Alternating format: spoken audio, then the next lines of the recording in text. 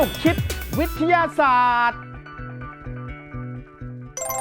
เข้าสู่ช่วงแรกของรายการครับสนุกคิดวิทยาศาสตร์วันนี้เรามาคุยเรื่องนักวิทยาศาสตร์ที่ชื่อว่าอริสโตเติลกันครับครับผมก่อนที่เราจะไปรู้ว่าอริสโตเติล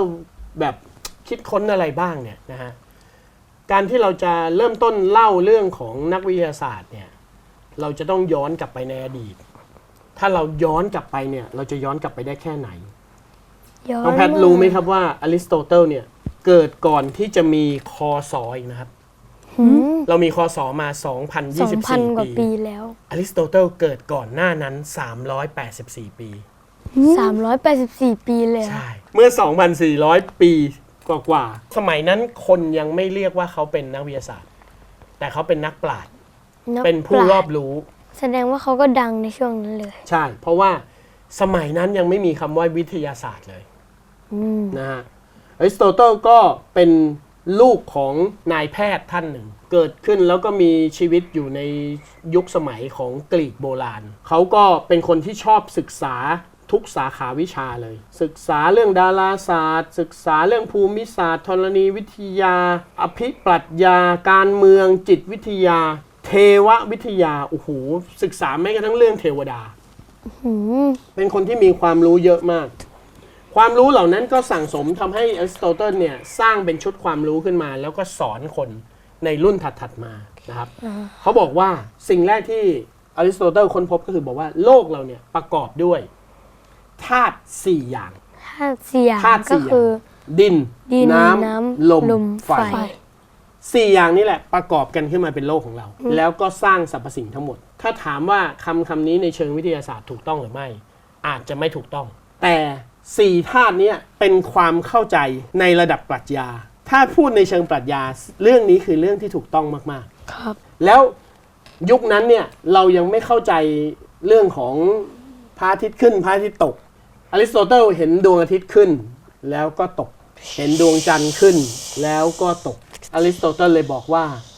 โลกของเราเนี่ยเป็นศูนย์กลางของจักรวาลดวงอาทิตย์ก็หมุนรอบตัวเราทุกอย่างหมุนรอบตัวเราหมดดาวทุกดวงที่เราเห็นเนี่ยหมุนรอบตัวเราหมดซึ่งในวันนั้นไม่มีใครกล้า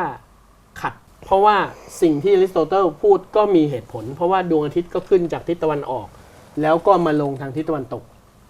เราเห็นดวงอาทิตย์วิ่งต่อหน้าต่อตาเราเราก็เข้าใจว่าสิ่งนี้หมุนรอบตัวเราอยู่ทุกคนก็เชื่อเลยเพราะว่ามันยังไม่มีหลักการมาขัดแย้งครับมีน้ำอยู่ใต้โลกอริสโตเติลเชื่อเช่นนั้นจนกระทั่งมีเหตุการณ์ภูเขาไฟระเบิดเราถึงได้รู้ว่าใต้โลกเราอ่ะมีไฟใต้โลกเราเนี่ยร้อนมากด้วยใช่แต่ทุกคนก็ต้องอย่าสบประมาทอริสโตเติลเพราะว่าอริสโตเติลเนี่ยเขาความรู้ที่เขามีในยุคนั้นเนี่ยก็ถือว่าปราดเปรื่องสำหรับคนเหล่านั้นมากๆก็ถือว่าฉลาดมากๆใช่นะฮะอริสโตเติลยังศึกษาหลายเรื่องมากๆแล้วคำสอนของอริสโตเติลเนี่ยแหละเป็นตัวจุดประกายให้นักวิทยาศาสตร์ในรุ่นต่อๆมาพยายามพิสูจน์หาความเป็นจริงคนแรกที่ลุกขึ้นมาคัดค้านอริสโตเติลว่าไม่ใช่โลกไม่ใช่ศูนย์กลางจักรวาลเนี่ยก็คือโยฮันเคปเลอร์นี่เป็นคนออกมาบอกก่อนเลยว่าโลกหมุนรอบดวงอาทิตย์ดวงอาทิตย์อยู่กับที่เราเห็นดวงอาทิตย์ขึ้นลงคือเราหมุนรอบตัวเองคนงงเลยสมัยนั้นนะฮะแล้วกาลิเลโอเนี่ยมาพิสูจน์อีกทีหนึ่งแล้วนอกจากนี้นะครับอริสโตเติลยังได้ศึกษาเรื่องของวิชาการเมืองออกแบบการปกครองยังศึกษาเรื่องของชีววิทยาด้วยชีววิทยาใช่นะฮะเขาบอกว่าสิ่งมีชีวิตมี2ชนิดเท่านั้นในความหมายของอริสโตเติลสิ่งมีชีวิตมีอยู่2ชนิดเท่านั้นคือสิ่งมีชีวิตที่มีกระดูกสันหลังกับสิ่งมีชีวิตที่ไม่มีกระดูกสันหลังซึ่งอันนี้ถูกต้องตามหลักการชีววิทยาเลยนักชีววิทยาสมัยใหม่ถึงกับต้องสรรเสริญอริสโตเติลว่าโอ้โหสมัยนั้นคุณรู้ได้ยังไงอ่ะคุณต้องไปนั่งดูคนและสัตว์และสิ่งต่างๆในโลกนี้มากมายขนาดไหนคุณถึงจะแยกออกว่าเฮ้ยจริงๆแล้วมันมีแค่2 type แค่นั้นเองแต่ในแต่ละ type เนี่ยก็จะมีสปีชีส์และมีเผ่าพันธุ์และมีชนิดที่แตกต่างกันอีกเป็นล้านๆแบบแล้วสิ่งที่มีกระดูกสันหลังกับสิ่งไม่มีกระดูกสันหลังก็มาค่อยมาแบ่งอีกทีนึงเป็นสัตว์เลี้ยงลูกด้วยนม กับไม่เลี้ยงลูกด้วยนม เป็นสัตว์ออกลูกเป็นไข่ ไข่ เป็นสัตว์ออกลูกเป็นตัว เป็นตัว ใช่ไหมก็แยกออกมาอีก แล้วอริสโตเติลนี่เป็นพระอาจารย์ของพระเจ้าอเล็กซานเดอร์มหาราช ที่แบบให้ความเคารพมากๆ สอนวิธีการปกครองจนกระทั่งอเล็กซานเดอร์มหาราชเนี่ยเป็นมหากษัตริย์ที่แบบยิ่งใหญ่ที่สุดคนหนึ่งในประวัติศาสตร์เลยอริสโตเติลมีอายุอยู่ประมาณถ้าเขาเกิดก่อนคริสตศักราช384 แล้วเขาเสียชีวิตตอน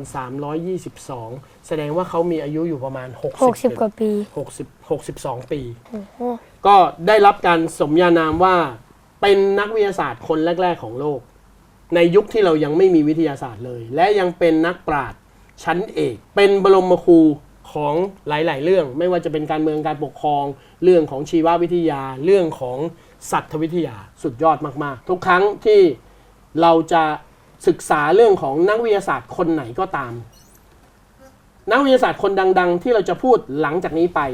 จะมีต้นเหตุของการศึกษามาจากอริสโตเติลทั้งสิ้น อริสโตเติลเป็น